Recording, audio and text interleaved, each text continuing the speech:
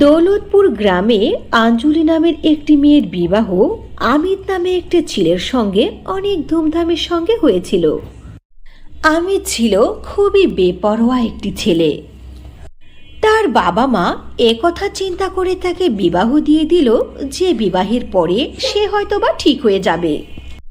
কয়েক বছর ধরে আঞ্জলির জীবন বেশ ভালোই চলছিল। তাদের একটি মেয়ে সন্তানও হয়েছিল। বৌমা, আমি অনেক খুশি হয়েছি, আমার ঘরে নাক নিয়ে এসেছে। কিন্তু মা, আপনার ছেলে কোথায়? ওকে তো দেখছি না। নেই, হয়তো বা এখনই চলে আসবে। বন্ধুদের সাথে আড্ডায় বসেছে বোধহয়। যতদিন আমি আছি তুমি কোনো চিন্তা করো না বৌমা। ঠিক ওই সময় নেশাগ্রস্ত হয়ে আমিত বাড়ি ফিরল। আরে, তোমার এই অবস্থা? তুমি মদ খেয়েছো? এই, তুই কে? সর আমার কাছ থেকে। তোকে কেন আমি কৈফিয়ত দেব? দূর হ। ছি ছি আমিত, আমার ঘৃণা হচ্ছে। তোমার লজ্জা শরম বলতে কিছু নেই। এখন তুমি মেয়ের বাবা হয়েছো, আমাদের একটি সন্তান হয়েছে, এসব তো তুমি ছাড়বে? এই চুপ কর। তুই আমাকে জ্ঞান দিতে আসবি না। আজকে সারা রাত ধরে ড্রিঙ্কস করব। টাকা নেই, টাকা দে, টাকা। একথা বলে আমিত আলমারির মধ্যে থেকে আঞ্জলির সমস্ত গহনা বের করে বিক্রি করার জন্য নিয়ে যাচ্ছিল। মা, মা, এদিকে আসেন। দেখুন আপনার ছেলে কি করছে, আমার সব গহনাগুলো নিয়ে যাচ্ছে। আমির, তুই এতটা নিচে নেমে গেছিস, সব টাকা তো জুয়া আর মদ খাওয়ার মধ্যে শেষ করে দিয়েছিস। শেষমেশ বোর গহনা নিয়ে যাচ্ছিস বিক্রি করার জন্য। তোর লজ্জা শরম বলতে কিচ্ছু নেই? দূর হ বুড়ি, আমার কাছ থেকে সরে যা। একথা বলে অমিত খুবই জোরে তার মাকে ধাক্কা মারে, আর সঙ্গে সঙ্গে তার মায়ের মাথা ফেটে রক্ত বের হয়ে আসে। মা, মা, উঠুন, চোখ খুলুন। মা তো মারা গেছে তোমার কারণে, শুধু তোমার কারণে মা মারা গেল। মায়ের মরার দৃশ্য দেখে অমিত সেখান থেকে দৌড়ে পালালো। এদিকে আঞ্জলির চিৎকার শুনে এলাকার সব মানুষ একত্র হয়ে গেল। শাশুড়ির মৃত্যু দেখে আঞ্জলি কান্নায় ভেঙে পড়ল। এলাকার লোকজন আঞ্জলিকে অনেক বোঝালো। কোনো মতে আঞ্জলি নিজেকে সামলে নিল ও তার শাশুড়িকে কবরস্থ করল। আমার মেয়ের জন্য আমাকে বাঁচতেই হবে। আমি আমার মেয়ের ভবিষ্যৎকে নষ্ট করতে পারবো না। এরপর আঞ্জলি নিজের ঘরে দর্জির কাজ শুরু করলো। সেলাই মেশিনে কাজ করে যে কয় টাকা পেত তা দিয়ে তার মেয়েকে লালন পালন করত। এভাবে করতে করতে অনেক বছর কেটে গেল। আঞ্জলির মেয়ে এখন অনেক বড় হয়ে গেছে। আঞ্জলি তার মেয়েকে অনেক ভালো একটি স্কুলে অ্যাডমিশনও করিয়ে দিয়েছে। এভাবে চলতে চলতে হঠাৎ করে আমির একদিন আসলো নেশাগ্রস্ত অবস্থায়। তুমি এতদিন পরে তুমি আবার এখানে এসেছো? কি চাই, কি চাই তোমার? তুমি তাড়াতাড়ি চলে যাও, নইলে পুলিশকে ফোন করবো বলে দিলাম। টাকা দে বলছি, টাকা দে। আমি টাকার জন্য আমার মাকে মেরেছি, আর তুই কে? একথা বলে আমির আঞ্জলিকে অনেক পেটাতে শুরু করলো। আঞ্জলি খুবই জোরে জোরে চিৎকার করতে লাগলো। চিৎকার শুনে আমির সেখান থেকে দৌড়ে পালালো। এরপর আঞ্জলি সেই বাড়িতে থাকাকে নিরাপদ মনে করলো না। আঞ্জলি তার মেয়েকে নিয়ে অন্য শহরে চলে গেল। আঞ্জলির মেয়ে মিষ্টি অনেক বড় হয়ে গেছে। সে খুবই ভালো করে কেক তৈরি করতে পারত। এজন্য আঞ্জলি তার মেয়ে মিষ্টিকে একটি কেকের দোকানে কাজ ঠিক করে দিল। আঞ্জলির কেক তৈরি করা দেখে দোকানের মালিক খুবই খুশি হলো। আঞ্জলি, তোমার হাতে তৈরি কেক অনেক সুস্বাদু হয়। মনে হয় তোমার হাতে যেন জাদু আছে। এজন্যই তোমার বেতন 5,000 থেকে বাড়িয়ে 10,000 করলাম। এভাবেই মন দিয়ে কাজ করতে থাকো। আপনাকে অনেক অনেক ধন্যবাদ মালকিন। ওই দোকানে কাজল নামেও একটি মেয়ে কাজ করত। সে মিষ্টির এত প্রশংসা শুনে খুবই হিংসায় চলে যেতে লাগলো। আরে, এই মেয়েটি কালকে আসতে না আসতেই এত প্রিয় হয়ে গেল মালকিনের কাছে। আমাকে কিছু না কিছু একটা করতেই হবে। যদি এভাবে দিন চলতে থাকে তাহলে ও মালকিনের মন এমনভাবে জয় করে নেবে যে আমাদেরকে ঘাট ধাক্কা দিয়ে দোকান থেকে বের করে দেবে। কিছুদিন পরে দোকানের মালকিন মিষ্টির কাছে আসলো আর বলল, মিষ্টি, এদিকে আসো। শোনো, আজকে আমাদের এই শহরের সবচেয়ে ধনী রামলালের ছেলের জন্মদিন। রামলাল আমার দোকানে তার ছেলের বার্থডে কেকের অর্ডার করেছে। আর এই কেকটা তুমি তৈরি করবে। আমার পুরো বিশ্বাস তোমার হাতের তৈরি কেক অবশ্যই পছন্দ করবে। হ্যাঁ হ্যাঁ মালকিন, দেখবেন আমি এমন সুস্বাদু টেস্টি কেক তৈরি করব যে সবাই আশ্চর্য হয়ে যাবে। এরপর মিষ্টি কেক তৈরি করতে ব্যস্ত হয়ে গেল। সারাদিন মেহনত করার পরে সে কেক তৈরি করে রেডি করে ফেলল। এরপর মিষ্টি তার বাড়িতে গেল বিশ্রাম নেওয়ার জন্য। এদিকে সুযোগ বুঝে কাজল মিষ্টির তৈরি কেকের মধ্যে অনেক লবণ ও জামাল কোঠা মিশ করে দিল। এইবার মজা দেখব কি করে ও মালকিনের কাছে ভালো হতে পারে। পরের দিন সকালে দোকানের মালকিন মিষ্টিকে বলল, মিষ্টি মিষ্টি, তোমার তৈরি স্পেশাল কেকটা নিয়ে এসো, গেস্টরা চলে এসেছে। মিষ্টি মনের আনন্দে তার তৈরি কেকটাকে নিয়ে আসলো আর রামলালের হাতে দিল। এরপর যখনই রামলালের ছেলে ওই কেককে টেস্ট করতে লাগলো, কিছুক্ষণ পরেই তার ছেলের পেটের মধ্যে অনেক ব্যথা করলো আর সে বমি করতে শুরু করলো। বাবা, তুমি এ কেমন কেক তৈরি করে নিয়েছো? এটা তো মুখে দেওয়া যায় না। আমার বমি চলে আসছে আর পেটের মধ্যে কি যন্ত্রণা হচ্ছে। ওহ! ছেলের এ অবস্থা দেখে রামলালের স্ত্রী খুবই রেগে গেল আর সে দোকানের মালিককে বলল, আরে এই দোকানের মালকিন, তুমি কি মনে করেছো আমাদেরকে বোকা পেয়েছো? তুমি কেক বলে এই কি জিনিস তৈরি করেছো? জানো, এক নিমিষের মধ্যে তোমার দোকান সব কিছু আমি ধ্বংস করে ফেলতে পারি। এক্ষুনি আমি পুলিশকে ফোন করব। তোমার দোকানে তালা লাগিয়ে ছাড়বো, যাতে করে আমার ছেলের মতো অন্য কারো পেট নষ্ট না হয়। এরপর দোকানের মালকিন তাদের কাছে হাত জোর করে মাপ চাইল।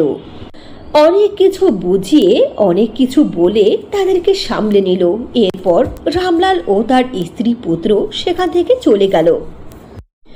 এরপর দোকানের মালকিন রেগে আগুন হয়ে গেল মিষ্টির ওপরে আর মিষ্টিকে খুবই জোরে একটি থাপ্পড় বসিয়ে দিয়ে বলল, মিষ্টি, তুমি আমাকে ডুবানোর জন্য, আমার দোকানকে বন্ধ করার জন্য যে প্ল্যান করেছো, আমি সেই প্ল্যানে কখনোই তোমাকে সাকসেস হতে দেব না। আমার খেয়ে আমার পরে তুমি আমারই ক্ষতি করতে চাইছো।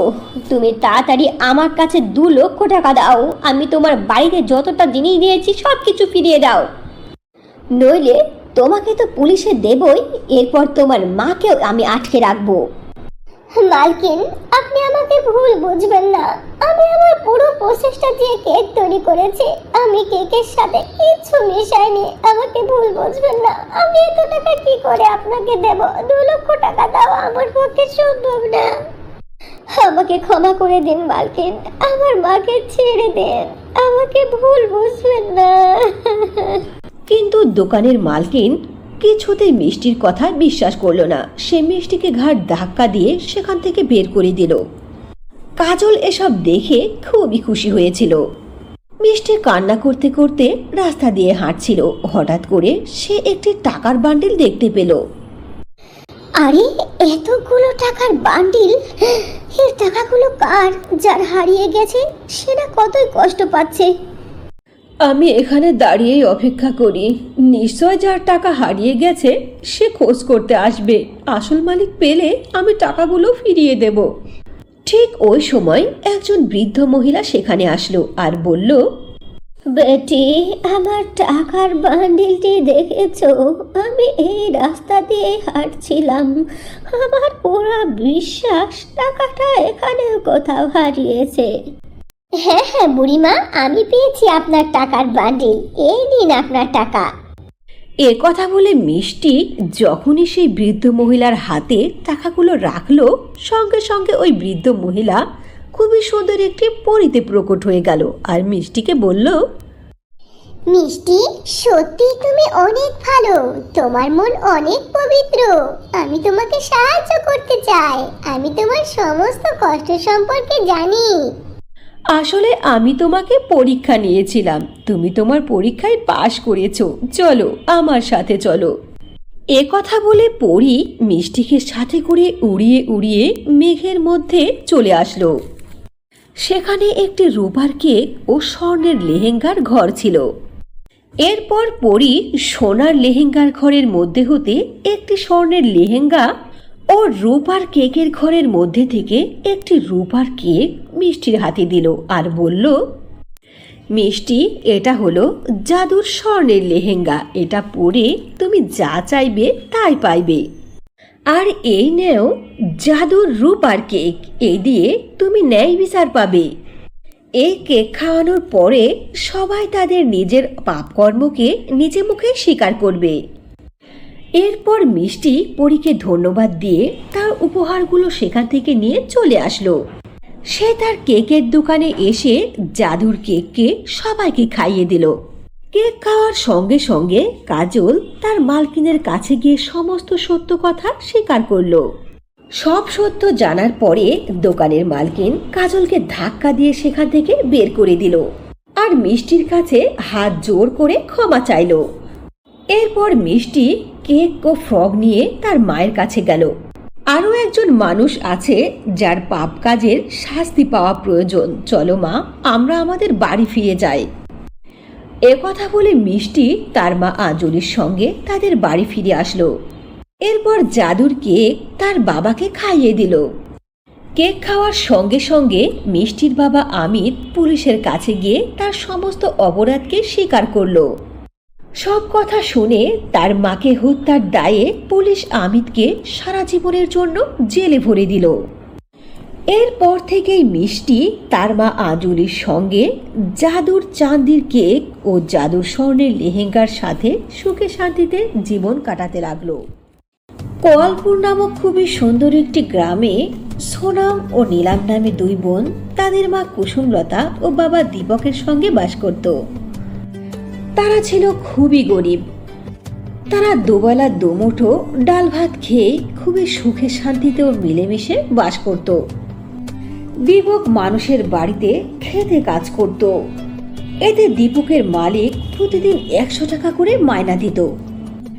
দীপক একজন মূর্খ মানুষ ছিল, এজন্য সে তার মালিকের অনেক অত্যাচার সহ্য করত। দীপকের মালিক বিনা কারণে অনেক কটু কথা তাকে শোনাতো। দীপকের স্ত্রী কুসুমলতা মানুষের বাড়িতে ঝাড়ু দেওয়ার কাজ করত।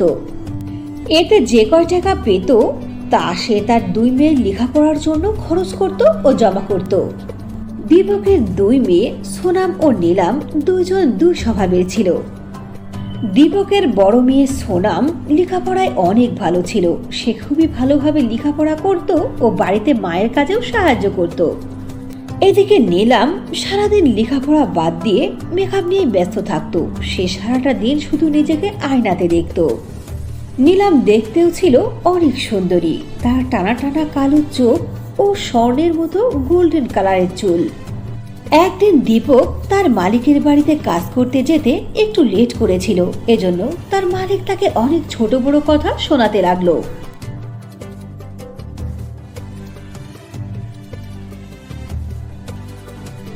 দীপক, তুই আজকেও দেরি করে এসেছিস। তোকে আসলে উচিত শিক্ষা দিতে হবে। আজ থেকে 5 দিনের বেতন তোকে আমি দেব না, এরপর বুঝবি দেরি করে আসার মজাটা কি। মালিক, আমার ভুল হয়েছে, আপনি আমাকে ক্ষমা করে দিন। আসলে আমি আমার বাচ্চাদেরকে স্কুলে রাখতে গিয়েছিলাম, এমনটা আর হবে না। দয়া করে আমার বেতন থেকে টাকা কাটবেন না। কিন্তু দীপকের মালিক দীপকের একটি কথাও শুনল না। সারাদিন কাজ করে যখন সন্দেহ হলো তখন তার মালিক টাকা না দিয়ে তাকে বাড়িতে ফিরে আসতে বলল। এরপর দীপক খালি হাতে বাড়িতে গেল। দীপককে দেখে তার স্ত্রী কুসুমলতা বলল, কি ব্যাপার, তুমি তো কোনো সবজিও আনোনি, বাড়িতে তৈরি করার মতো কিচ্ছু নেই, তাহলে বাচ্চারা কি খাবে? মালিক আজকে আমাকে টাকা দেয়নি, এজন্য আমি কিছুই আনতে পারিনি। আমাকে তুমি মাফ করে দাও কুসুমলতা।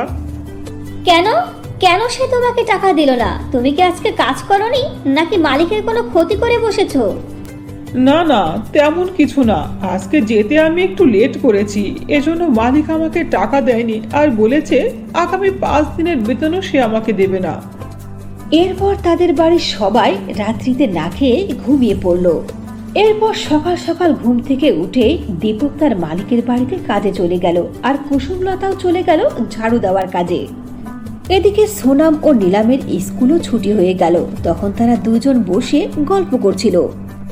কি ব্যাপার নিলাম, তোমার মন খারাপ কেন? তোমার মেকআপের জিনিসপত্র কি শেষ হয়ে গেছে? তুমি আয়নার সামনে শুধু শুধু বসে আছো, কেন মেকআপ করছো না? হ্যাঁ আপু, ঠিকই বলেছো, আমার কাছে মেকআপ করার মতো কোনো প্রোডাক্ট নেই। চলো আজকে তুমি আর আমি জঙ্গলে ঘুরে আসি, কি আর করব। আচ্ছা ঠিক আছে, চলো আজকে দুজনে আমরা জঙ্গলে ঘুরে আসি, সময় হওয়ার আগে আবার বাড়ি ফিরে আসবো। এরপর তারা দুই বোন মিলে জঙ্গলের মধ্যে ঘুরতে গেল। জঙ্গল অনেক বড় ছিল, এজন্য হাঁটতে হাঁটতে তারা একসময় ক্লান্ত হয়ে গেল, আর তাদের পিপাসাও লেগে গেল। আপু, আমার তো খুবই পিপাসা লেগেছে, চলো দেখি কোথাও নদী আছে নাকি, নদীর কাছে গিয়ে পানি পান করে আসি। যখন তারা দুজনে নদীর কাছে যাচ্ছিল পানি পান করার জন্য, তখন তারা নদীর কাছে গিয়ে দেখলো একটি ছোট বাচ্চা নদীর পানিতে ডুবে যাচ্ছে। এটা দেখে নিলাম নদীর পানিতে ঝাঁপ দিল, আর ওই বাচ্চাটিকে উপরে এনে তার জীবন বাঁচালো। আরে সোনা বাচ্চা, তুমি এখানে কেন? এতটুকু বয়স তোমার, তুমি এই জঙ্গলে কি করে আসলে? আর এই নদীর মধ্যে ডুব দিয়েছো কেন? তোমার বাবা মা কোথায়? আপু, তোমরা আমার জান বাঁচিয়ে আমার অনেক বড় উপকার করেছো। কি বলেছে তোমাদের ধন্যবাদ জানাবো, আমি ভাষা খুঁজে পাচ্ছি না। এরপর চোখের পলকে ওই বাচ্চাটি জলপরিতে প্রকট হয়ে গেল, আর দুই বোনকে বলল, তোমরা দুই বোন অনেক ভালো মনের। আমি আসলে জলপরি, আর এই নদী হলো আমার পরিবার। আমি অনেক ছোট, আমি সাঁতার জানি না, এজন্য আমি নদীর জলে সাঁতার শিখতেছিলাম। তোমরা দুজন আমার জীবন বাঁচিয়েছো, আমি অনেক খুশি হয়েছি। এরপর মুহূর্তের মধ্যে আরেকটি জলপরি নদীর পানির মধ্যে থেকে ভেসে উঠল। আরে বাচ্চারা, তোমরা দুজন আমার মেয়ের জীবন বাঁচিয়ে অনেক বড় উপকার করেছো। বলো তোমরা কি চাও? সোনাম ও নীলাম ওই জলপরীর মাকে আশ্চর্য হয়ে দেখছিল। এরপর তারা বলল, এটা তো আমাদের দায়িত্ব। আমাদের মা বাবা বলেছে যে কোনো উপকার করলে তার পারিশ্রমিক না নিতে, এটা মোটেও ঠিক নয়। সোনাম ও নীলামের কথা শুনে জলপরীর মা খুবই খুশি হলো ও তাদেরকে একটি জাদুর লিপস্টিক দিল। এটা হলো জাদুর লিপস্টিক। এই লিপস্টিক সব সময় তোমাদের মনের আশা পূর্ণ করবে ও তোমাদেরকে রক্ষা করবে। এই লিপস্টিক লাগানোর সঙ্গে সঙ্গে তোমরা দুই বোন আরো অনেক সুন্দরী ও অনেক বুদ্ধিমান হয়ে যাবে। এরপর দুই বোন জলপরীকে ধন্যবাদ জানিয়ে ওই জাদুর লিপস্টিক হাতে নিয়ে বাড়ি ফিরে আসলো। বাড়িতে এসে তারা দুইজন তাদের মা বাবার কাছে সব কথা খুলে বলল, আর ওই জাদুর লিপস্টিককে তাদের ঠোঁটে লাগালো। জাদুর লিপস্টিক লাগানোর সঙ্গে সঙ্গে তারা দুই বোন দেখতে খুবই সুন্দরী হয়ে গেল। তাদের মা বাবাও এটা দেখে খুবই খুশি হলো, আর ওই জাদুর লিপস্টিক যে জাদুর একথা তারা বিশ্বাস করে ফেললো। এরপর তারা দুই বোন ওই জাদুর লিপস্টিকের মাধ্যমে তাদের প্রয়োজনীয় জিনিসকে চেয়ে নিতে লাগলো। শুধু তাই নয়, ওই জাদুর লিপস্টিকের মাধ্যমে তারা অন্যান্য গরিব লোকদেরকেও সাহায্য করতে লাগলো। এরপর থেকে তাদের বাবাও তার মালিকের বাড়িতে কাজ করা ছেড়ে দিল, আর কুসুমলতাও অন্যের বাড়িতে ঝাড়ু দেওয়ার কাজ ছেড়ে দিল। এরপর তারা জাদুর লিপস্টিকের কাছ থেকে টাকা চেয়ে নতুন একটি বিজনেস চালু করলো। আস্তে আস্তে তাদের ব্যবসা গোটা এলাকা, গোটা শহরের মধ্যে প্রচার হয়ে গেল। তারা ব্যবসা করে অনেক টাকা ইনকাম করতে লাগলো। এরপর তারা নিজেদের জন্য অনেক বড় আলিশান বাড়িও তৈরি করে ফেললো। এলাকার মানুষের যখনই কোনো জিনিসের প্রয়োজন হতো, তখন তারা তাদের কাছে এসে প্রার্থনা করত। যার যা প্রয়োজন হতো তারা জাদুর লিপস্টিকের কাছ থেকে চেয়ে তাদের চাহিদাকে পূর্ণ করত। এভাবে জাদুর লিপস্টিকের মাধ্যমে তাদের জীবন হাসি খুশিতে ভরে উঠল। চান্দু তার পিতামাতার সঙ্গে দিল্লি শহরে বাস করত। চান্দুর মায়ের নাম ছিল বিমলা, আর বাবার নাম ছিল রাহুল। চান্দুর বাবা রাহুল সরকারি একটি ছোট্ট পদে চাকরি করত। চান্দু তাদের একমাত্র আদরের মেয়ে ছিল। চান্দু দেখতে যেমন সুন্দরী ছিল, তেমনি তাহার গুণও ছিল খুবই সুন্দর। সে হাতের কাজও শিখেছিল অল্প সময়ে। সে খুবই সুন্দর করে অল্প সময়ের মধ্যেই দামি দামি লেহেঙ্গা তৈরি করতে পারত। একদিন চান্দুর বাড়িতে তাকে দেখার জন্য কিছু লোক আসলো। ভাই, আমি আপনার বাড়িতে এসেছি আপনার মেয়ে দেখার জন্য। আপনাদের মেয়ে আমাদের অনেক পছন্দ হয়েছে। মেয়ে তো পছন্দ হয়েছে আপা, তো যৌতুকের টাকা পয়সা আমরা তেমন কিছু দিতে পারবো না। একথা শুনে পাত্রপক্ষের লোকজন কোনো একটা বাহানা বানিয়ে সেখান থেকে চলে গেল। এভাবেই দিন চলতে লাগলো। আস্তে আস্তে চান্দুর বয়সও বাড়তে থাকলো। বিয়ের জন্য পাত্রপক্ষ দেখতে আসলে যৌতুক না দেওয়ার কারণে তারা চলে যায়। এমনটা করলে কি করে হবে বলো?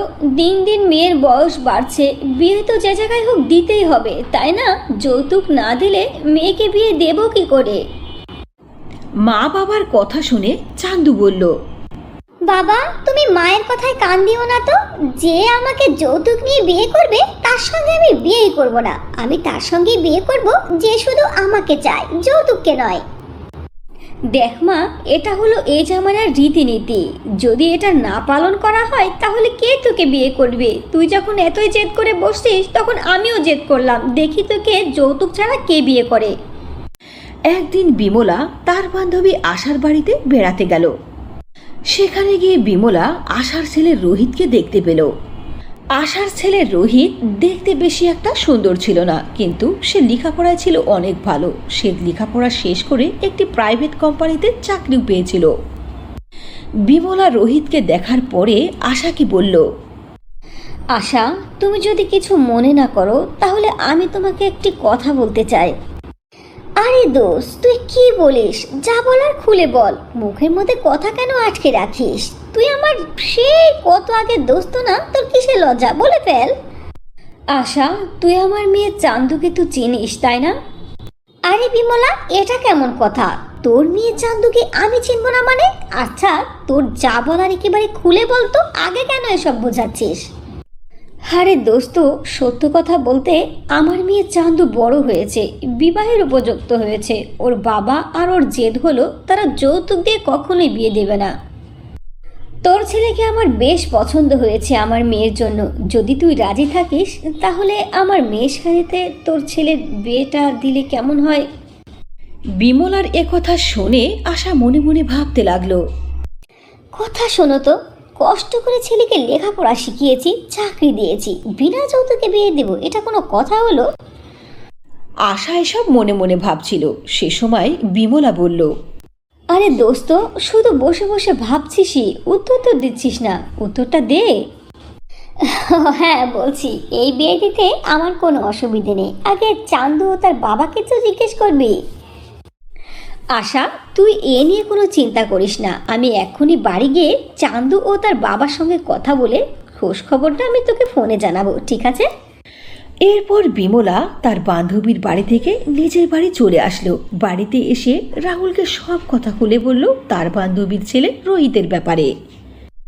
চান্দুর বাবা, এদিকে আসো, শোনো, তোমার সঙ্গে একটা ইম্পর্টেন্ট পরামর্শ আছে। এই যে দেখো, এটা হলো পাত্রর ছবি। এটা হলো আমার বান্ধবী আশার ছেলে রোহিত। ছেলেটি দেখতে যাই হোক, সে লেখাপড়া শেষ করে একটি প্রাইভেট কোম্পানিতে চাকরি পেয়েছে, ভালো স্যালারি পায়। যদি তুমি রাজি থাকো তাহলে আমার বান্ধবী আশাকে এক্ষুনি ফোন করে আমি জানাবো। কিন্তু তুমি এত তাড়াহুড়ো করছো কেন? দেখো, এত ভালো সম্বন্ধ আমি হাতছাড়া করতে চাই না। আমার বান্ধবী আশাকে তো আমি চিনি, সে অনেক ভালো। ওই বাড়িতে আমার মেয়ে খুবই সুখে থাকবে। কিন্তু চান্দুকে তো একবার জিজ্ঞেস করবে। ওকে কি জিজ্ঞেস করব? ও হলো ছোট, আমরা যা করব সেটাই ওকে মেনে নিতে হবে। এরপর বিমলা ফোন করে আশার কাছে বিয়ের ডেট ফিক্সড করে দেয়। এরপর আশা তার ছেলে রোহিতকে ডাকলো ও সব কথা খুলে বলল। মা, তুমি এটা কি করেছো? আমার বিয়ের ডেট ফিক্সড করেছো, অথচ আমাকে জিজ্ঞেস করার একবার প্রয়োজন মনে করলে না? আমি এই বিয়ে করতে পারবো না, আর যৌতুক ছাড়া তো হবেই না। আরে বোকা ছেলে, যৌতুক দেবে না তো কি হয়েছে? তাদের যে বিষয় আশয় সম্পত্তি আছে, ওর বাবা মা মরে যাওয়ার পর তো ওরই হবে, তাই না? একবার বিয়েটা হতে দে, দেখ যৌতুকের জিনিস কিভাবে নিতে হয়। আশা অনেক বুঝিয়ে সুঝিয়ে তার ছেলে রোহিতকে রাজি করলো। এরপর বিয়ের দিন চলে আসলো ও অনেক ধুমধাম করে তাদের বিয়ে হয়ে গেল। বিয়ের 2 দিন পরে আশা বিমলার বাড়িতে আসলো আর তাকে বলল, বিমলা, আমার ছেলে বলেছে সে আর কতদিন অন্যের অফিসে চাকরি করবে, সে একটি বিজনেস খুলতে চায়, এজন্য 10 লাখ টাকার প্রয়োজন। যদি তুমি টাকার ব্যবস্থা করতে না পারছো তাহলে আমার ছেলে তার আগের গার্লফ্রেন্ডের সাথে বিয়ে করবে, সে তাকে 15 লক্ষ টাকা দেওয়ার কথা ওয়াদা করেছে। এখন তুমি বলো বিমলা, আমি কি করতে পারি? কিন্তু আশা, আমি এত মোটা অঙ্কের টাকা কোথায় পাবো? যা কিছু টাকা পয়সা ছিল তা তো বিয়েতে সব খরচ হয়ে গেছে। এরপর আশা বিমলাকে কোনো উত্তর না দিয়ে সেখান থেকে তার বাড়ি চলে গেল। বিমলা চিন্তায় ভেঙে পড়ল। এরপর যখন তার স্বামী রাহুল বাড়িতে আসলো তখন সে রাহুলকে বলল, আমার ভুল হয়েছে, আমি কথায় কথায় নিজের হাতে নিজেই কুড়াল মেরেছি। আমি এখন এত টাকা কোথায় পাবো? আপনি ব্যবস্থা করুন, নইলে আমার মেয়ের সংসার ভেঙে যাবে। এ কথা শুনে রাহুলও চিন্তায় পড়ে গেল। এরপর রাহুল বাড়ির কাগজ বের করে নিয়ে গেল বিক্রি করার জন্য। এরপর রাহুল তার বাড়িটাকে বিক্রি করে 10 লক্ষ টাকা নিয়ে গেল তার মেয়ের শাশুড়ির বাড়িতে। টাকাগুলো দেখে চান্দুর শাশুড়ি আশা খুবই খুশি হলো। বোন, আপনি আমার মেয়েকে সুখে রাখবেন। মেয়ের সুখের জন্য থাকার বাড়িটা পর্যন্ত বিক্রি করে দিলাম। আরে বিআই সাহেব, এই নিয়ে ভাববেন না, আমি তো আপনার মেয়েকে নিজের সন্তানের চেয়েও বেশি ভালোবাসি। এরপর চান্দুর বাবা রাহুল সেখান থেকে তার নিজের বাড়িতে চলে আসলো। পরের দিন রোহিত তার গার্লফ্রেন্ড সাথীকে নিয়ে বাড়ি ফিরল। চান্দু তার স্বামীর সঙ্গে অপরিচিত একটি মেয়েকে দেখে বলল, রোহিত, এই মেয়েটিকে কাকে নিয়ে এসেছো বাড়িতে তুমি, আর বেডরুমে ওকে ঢুকিয়েছো? এই ফকিন্নির বাচ্চা, বেশি কথা বলবি না। সাথী তোর মতো ফকিরের বাচ্চা নয়, ও হলো ধনীর দুলালি। ও আমার অনেক দিন আগের গার্লফ্রেন্ড। তোর আর কোনো প্রয়োজন নেই, তুই বাড়ি থেকে বের হয়ে যা। আমি একেই বিয়ে করব। এরপর চান্দু তার শাশুড়ি আশার কাছে গেল ও সব কথা খুলে বলল। সব কথা শুনে আশা চান্দুকে বলল, হারামজাদি, তোর এত বড় স্পর্ধা, তুই আমার ছেলের নামে অপবাদ দিচ্ছিস? এ কথা বলে আশা ও রোহিত দুইজন মিলে চান্দুকে অনেক মারধর করে আর বলে, 2 দিনের মধ্যে যদি আরো 10 লক্ষ টাকা না দিতে পারিস তাহলে এই সাথী হবে আমার বউ। না না, এমনটা করবেন না। আমার বাবা তো যা কিছু ছিল সব বিক্রি করে আপনাদেরকে দিয়েছে, আর টাকা কোথায় পাবে? কিন্তু আশা ও রোহিত তার কোনো কথাই শুনল না, তাকে ঘাড় ধাক্কা দিয়ে বাড়ি থেকে বের করে দিল। বেটা, তুই ভালো একটা চাল জেনেছিস। সে ওর ঘর সামলাতে আবারও যেখান থেকে 10 লাখ টাকা নিয়ে আসবে। এদিকে চান্দু তার বাড়িতে না গিয়ে কান্না করতে করতে মনের দুঃখে একটি নদীর পাড়ে গিয়ে বসলো। এখন আমি কি করব? এই পোড়া মুখ আমি কাকে দেখাবো? আমি বাবার কাছে যদি যাই, বাবা কত কষ্ট পাবে। চান্দু এভাবেই কান্না করে যাচ্ছিল। হঠাৎ করে তার সামনে একটি খুবই সুন্দর পরী প্রকট হলো আর তাকে বলল, চান্দু, আমি তোমার সব দুঃখের কথা শুনে ফেলেছি। আমি তোমাকে সাহায্য করতে চাই, তুমি অনেক ভালো মেয়ে। এ কথা বলে পরী তার জাদুর লাঠি ঘোরালো ও সেখানে খুবই সুন্দর একটি লেহেঙ্গা প্রকট করলো। পরি, এটা কি? এটা তো দেখছি লেহেঙ্গা। এই লেহেঙ্গা আমাকে কি করে সাহায্য করবে? শোনো চান্দু, এটা কোনো সাধারণ লেহেঙ্গা নয়, এটা হলো জাদুর লেহেঙ্গা। এই লেহেঙ্গা তোমার মনের সকল আশা পূর্ণ করবে। এই লেহেঙ্গার কাছে তুমি যা চাইবে তুমি তাই পাইবে। এরপর পরী সেখান থেকে গায়েব হয়ে গেল। এরপর চান্দু ওই লেহেঙ্গাটিকে নিয়ে তার বাবার বাড়ি চলে আসলো। এরপর চান্দু তার মা বাবাকে সব খুলে বলল। সে এটাও খুলে বলল যে পরী তাকে জাদুর লেহেঙ্গা দিয়েছে। এরপর চান্দু জাদুর লেহেঙ্গার কাছ থেকে খুবই সুন্দর একটি সেলাই মেশিন চাইল। সঙ্গে সঙ্গে লেহেঙ্গা সেখানে একটি সেলাই মেশিন প্রকট করলো আর বলল, চান্দু, এটা কোনো সাধারণ সেলাই মেশিন নয়, এটা হলো জাদুর সেলাই মেশিন। তুমি এই সেলাই মেশিনে কাপড় রাখার সঙ্গে সঙ্গে সেটা তৈরি হয়ে যাবে। এরপর চান্দু সেলাই মেশিনে কাপড় সেলাই করার ব্যবসা শুরু করলো। আস্তে আস্তে চান্দুর সেলাইয়ের চর্চা সমস্ত এলাকার মধ্যে ছড়িয়ে পড়ল। শুধু তার এলাকাতে নয়, আশেপাশের অন্যান্য এলাকা থেকেও তার কাছে অর্ডার আসতে শুরু করলো। আস্তে আস্তে চান্দু অনেক ধনী হয়ে গেল। যখন একথা আশা ও তার ছেলে রোহিত জানতে পারলো তখন তারা হিংসায় চলে গেল। ভেবেছিলাম সংসার বাঁচাতে যে করেই হোক টাকা নিয়ে ফিরে আসবে, কিন্তু ও এখন নিজেই ব্যবসা খুলেছে। ও আসলে খুব চালাক। রোহিত, চল তো বাবা, গিয়ে দেখি কিসের ব্যবসা শুরু করেছে। একথা ভেবে আশা ও রোহিত যখনই চান্দুর বাড়িতে গেল, সঙ্গে সঙ্গে চান্দুর জাদুর লেহেঙ্গার মধ্যে থেকে একটি লাঠি প্রকট হয়ে গেল। সেই লাঠি আশা ও রোহিতকে পেটাতে শুরু করলো। আরে বাবা রে, মরে গেলাম রে, হাই রে, কেউ তো বাঁচাও, মরে গেলাম। মা, এ কি হলো? বেশি লোভ করা আসলে আমাদের ঠিক হয়নি মা। আমাদের না আসায় ভালো ছিল। ওয়াও! ও চান্দু, বৌমা আমার, আমরা আর লোভ করব না, তুমি আমাদেরকে বাঁচিয়ে তোলো মা, আমরা মরে যাব। এরপর চান্দু জাদুর লাঠিকে থামতে বলল। সঙ্গে সঙ্গে জাদুর লাঠি থেমে গেল। মা, আমাকে তুমি ক্ষমা করে দাও, আর কোনোদিন কোনো কিছু লোভ করব না, কিছু চাইবো না, তোমাকে নিজের মেয়ের চেয়েও বেশি ভালোবাসবো। চলো আমাদের সঙ্গে বাড়ি চলো। চান্দু, আসলে আমার ভুল হয়ে গেছে, চলো বাড়ি চলো।